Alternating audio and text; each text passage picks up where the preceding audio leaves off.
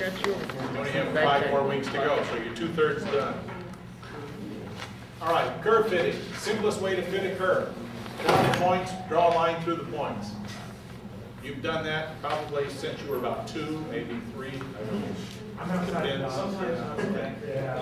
All right. There are many ways to interpret a set of data, right? Just like we saw on the homework problem.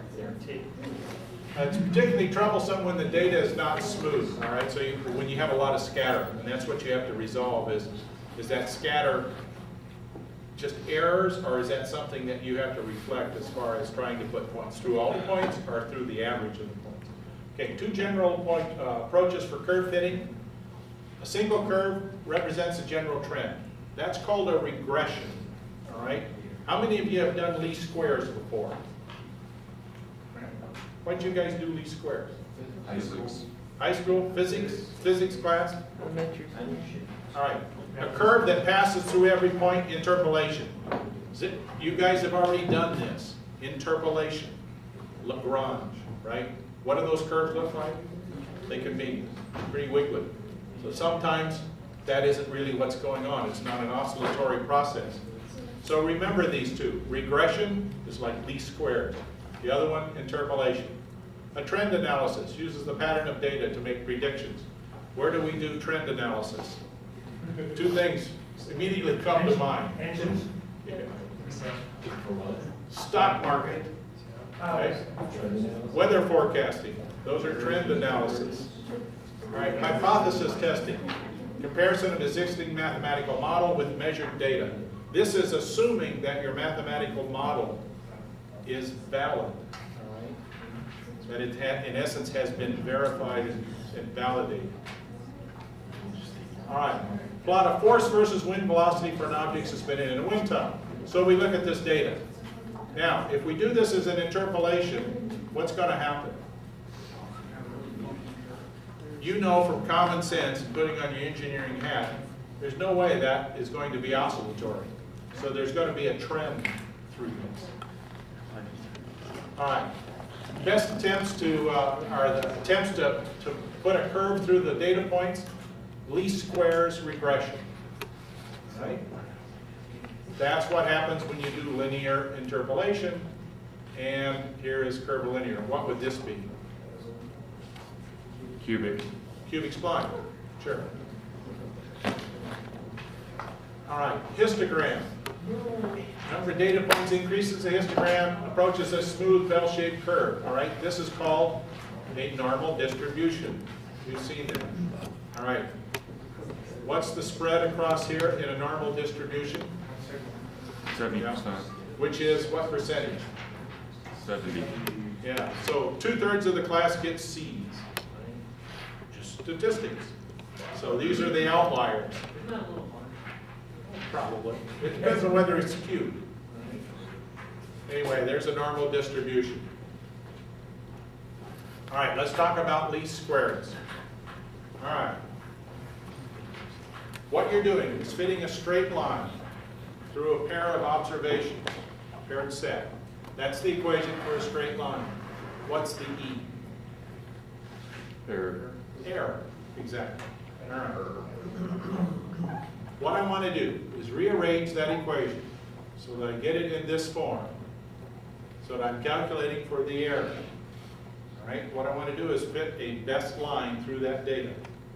All right. So how am I going to do that? I want to minimize the error as I pass through each pair of points. So that's what I'm doing down here. I'm summing the residual errors. All right. So here's the equation. All I'm doing now is I better sum up all of those errors. Right? Okay. What happens? It fits a straight line between 2 points. Does not take into account other points as you progress through the series of points. All right. Another criterion might be to minimize the sum of the absolute values of the discrepancies. What's the difference between the last one and this one? Yeah, absolute values. Okay? All right, well, that's also inadequate. Third strategy, use a minimax criterion. Line chosen, minimizes the maximum distance between an individual point. So what you're trying to do is basically pass the point so that it comes closest to the points, but you have to reflect all the points in passing that line through the array of those points. All right. This method gives an undue influence to an outlier or a single point with a large error. All right, we'll see that in a minute. All right, a very good strategy is to minimize the sum of the squares of the residual. Okay? So what we were doing was trying to minimize the error, but now we're talking about the sum of the squares. Right? That's why it's called the squares. All right, so what are we doing? Same equation that you saw before, right? But now we're saying up, squared, squared. Right? That yields a unique line for the given set of data. Okay, examples of criteria for a best fit. Here, A minimizes the sum of the residuals. Right? So that's a pretty gross approximation, but anyway, you get the idea. Minimizes the absolute values of the residuals. And what happens here? It minimizes the maximum error of any individual point. Can this process be used in general for considering curve nonlinear things? Like, You can get into, well, you'll see in a minute as far as the data is concerned, how you want to approach it. Yeah, you can go to higher order. Okay, let's take a look. What you want to do is to determine A0 and A1. All right, so where do those come from? Right, linear approximations, slopes for the curve. You differentiate SR with respect to A0 and A1. Why are we doing this? What is that process? What are we attempting to do? Yeah, you're minimizing it, and so you're saying what I want is to set that equal to 0, right? That's minimization. Has anybody had a course in calculus of variations? So the question. If you get into higher math, that's one of the things that you want to do, and it talks about minimization techniques. That's exactly what you're doing here. All right, so I'm taking the derivative of the equation with respect to A0 and A1. Those are the two coefficients. All right, I set them to 0, so it means, oh, I don't want any slope. So what I'm going to do is to come right down here. Now you notice that summation that sits right there. I can do this. I can break that apart. All right, so I've got two equations. Both ways. All right, down here, up here. All right. So the summation of A0 is equal to n times A0, right? N is the number of points we have. So we can write the two equations for the two unknowns, A0 and A1. So I have two equations, two unknowns. How am I going to solve those? Simultaneously, right? So that's what I'm trying to do. I want to come up with A0 and A1. All right. When I do so, this is the relation that I get for A1. That's the relation I get for A0. The bars are the means. All right, so now these are products. Right? So from the original data, I can create a very simple table. Right? And so actually, that's what your little handheld calculator is. Anybody got a TI or HP or something? Does it do least squares? Okay, so you input the data. Does it calculate for you then the regression line? Okay, so what's going on is that it's actually doing these operations, products. All right, so fit a straight line through the following values. All right, so here's my x values, here are my y values. All right, so here's my original data. Then I can go through and I can calculate those products that show up for A1 and A0. All right. First thing I'll do, I'll calculate the mean, because that's the easiest thing to do. So there were 360, I had 8 values, I get a value of 45. The mean for y, same thing, I get 641.875. All right, you can do that by inspection. Now, find A0 and A1. So A1, I plug in the values, remember I've got those products, you know, xi, yi, and xi squared and so forth. I just plug it into the two relations. And these are the coefficients that I get for A1, A0.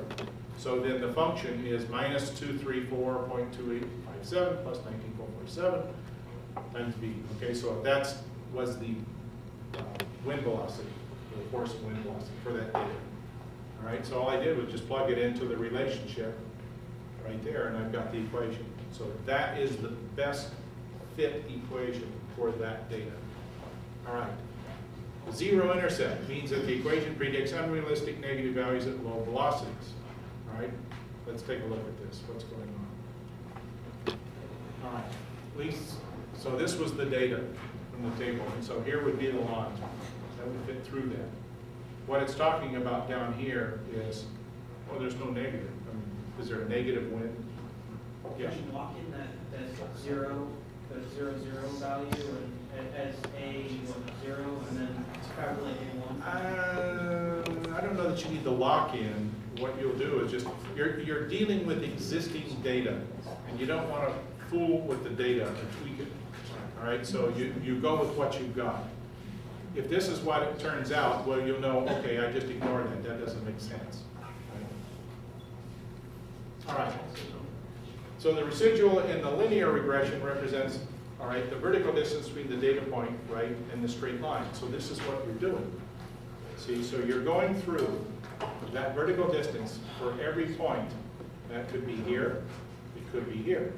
But it will go through and calculate that for all the points. That's what you're doing, that's the summation. All right? Now, here's the spread of data around the mean of the dependent variable, right here. So if I had this data and I'm running this line through this data, that would be the mean that I would get, all right, or the distribution.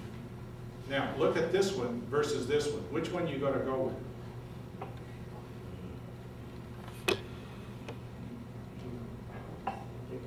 What looks more realistic? Hey, give me a break. All right, I think it's pretty evident. Look at your distribution. This is what you're calculating. Now, sometimes you're going to get data and you won't know. You won't know which, because it could be pretty tricky. And so, in some instances, you may want to run a higher order regression. We'll talk about that later. But with this one, that's really the true, more realistic trend of what the data is trying to tell you. Does it tie it to the line, regression line? Do what? Does it tie it to the regression line? Yeah, but look at the distances between the data points in the line. Okay. All right? Versus look at these distances. Right? They're Because pretty- that graph's a bit, Yeah. Okay. Now, this is how you calculate the standard error. All right? So remember what this was. Right? Divided by n minus 2 standard error of the estimate. So it tells you basically how, quantifies the spread around the regression line. So you want to keep that as good as you can get. All right. Linear regression with a small residual errors. Here's one with a large one. Right? Get the idea? Okay. Now to find the standard deviation. All right. There's the arithmetic mean. It's just a sum of the values y divided by n, whatever x or y, either one. All right. So then the standard deviation about the mean. All right, and then the total sum of the squares of the residuals. All right, notice it's y minus the mean, the quantity squared. All right, what's a correlation coefficient? What does it do? It determines the variability of the data. How good does the curve fit the data? So when you're running through these curves, you want to say, how close am I? How well is this doing? Here is the equation for the correlation coefficient. All right, if I have a perfect fit, then what happens is r squared equal to 1, so r is 1. If r squared is 0, the fit is not good. Generally, what are you going to find when you calculate these correlation coefficients? Probably 0.3, 0.5, and at 0.5 you go, well, it's kind of good, kind of isn't. So in reality, that's generally what will happen. Anything over 0.5, you're probably zeroing in on a pretty good approximation. Okay. Linear fit is not always good. There are other transformations that you can use. Obviously, if we go to higher order, so if we do an exponential equation, right? So I can have squared, I mean, you understand, you see, we're going to quadratics, cubics, or what have you. Okay, a power equation could be used instead of a linear approximation. You know, A plus BX or something. All right, a saturation growth equation. I haven't really run into using that one, but that is one of the ones that are around. I generally have run into using these two. You can use a simple linear regression to fit equations to data, transforming the equations into a linear form. So how would you compare those different methods to linear?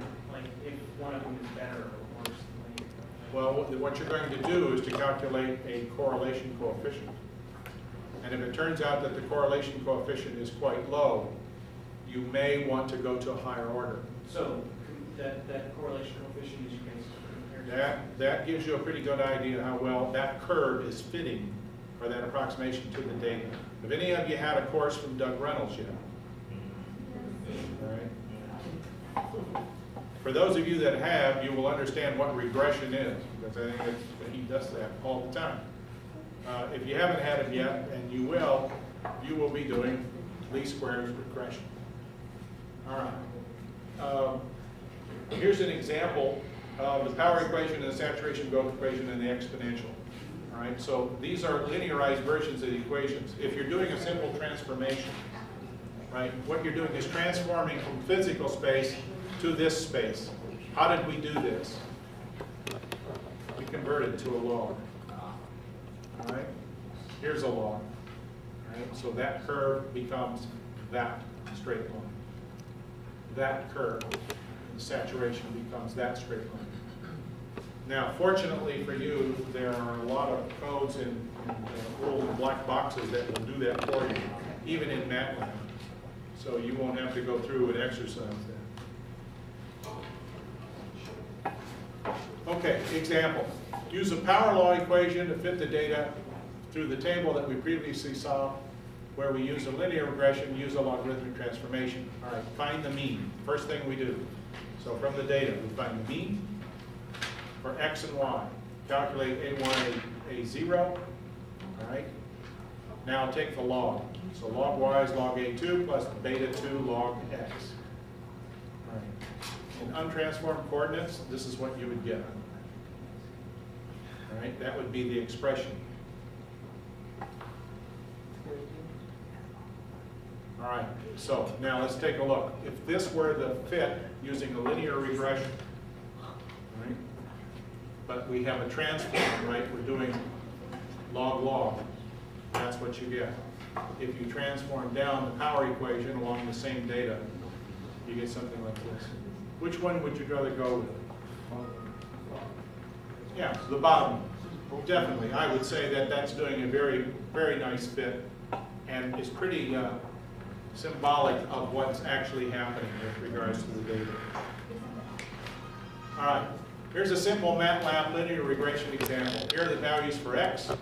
Here are the values for y. Just called LINREGR, XY. That's it. What's this? What do you think that is? Correlation coefficient. Would you say that that's a pretty good fit? Yes. 1 is ideal, right? 0, not even close. I'd say that's pretty good. All right, you plot it out, that's what it looks like.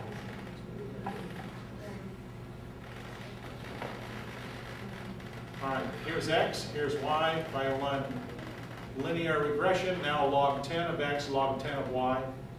What's my correlation coefficient? 0.94. Now what do I get? Much, much nicer. All right, so Eric, you see what's going on? You see what's happening? All right, that's the key, okay? All right, here's a simple linear regression program. I will put this on the web, it's in the notes. As you can see, it doesn't take much. Actually, that's if you wanted to do it all yourself. Now you can do a simple call into MATLAB.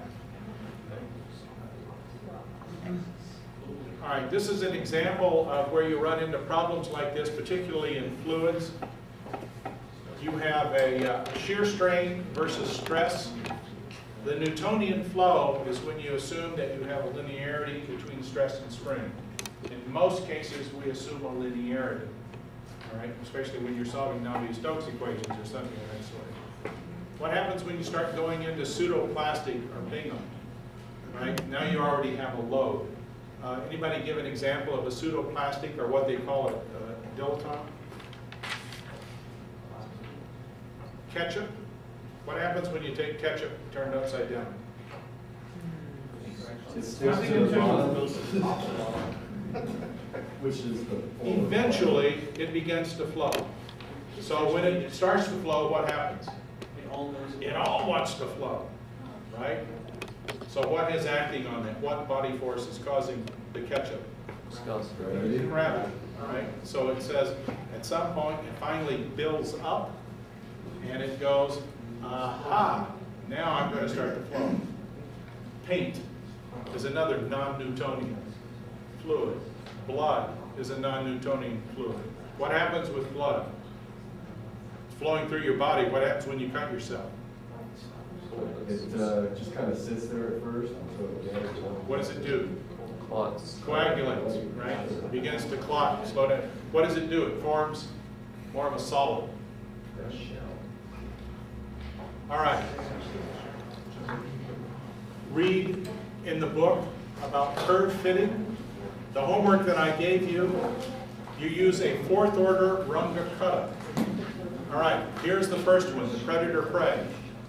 Two equations, all right? Prey population, predator population. What I want you to do is to calculate this using a fourth order Runge-Kutta and plot the results. I think you will find the results very interesting. Anybody want to take a guess right off the top of their head what's going to happen? Population decreases, predators decrease. Predator Sort of. Well, why do they call it predator prey? It's like biological. You have predators, wolves, antelopes, right? It's a wide class of problems, even though it comes from the biological side, to describe a lot of events, particularly in engineering. Okay. So you have something that is influencing another whatever. And at some point, you may have too many predators and not enough prey. What happens? Predators begin to do what? Increase. Die. What happens to the prey? They begin to Increase. So it's that perpetual balance that goes on. That's what's going on here. I want you to calculate the balance and the results from this. All right? Now you're going to use these initial conditions. You'll use 250 points. All right? So that's an H in the Runge-Kutta of 0.04. All right. Second problem. Cantilever beam. This should not be difficult for you. You've actually done this somewhere or other in your previous classes. What I want to know is what's the maximum deflection on this. This is the governing equation. All right? So, what you're going to do is to rewrite that in terms of the first order. That was the second order ODE. By doing a substitution, I can rewrite that and set it up as two first order equations. All right? Here are the parameters that I want you to use. In condition x0 of 0, calculate maximum deflection.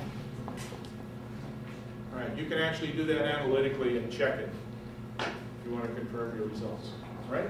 Any questions? Okay. See if there's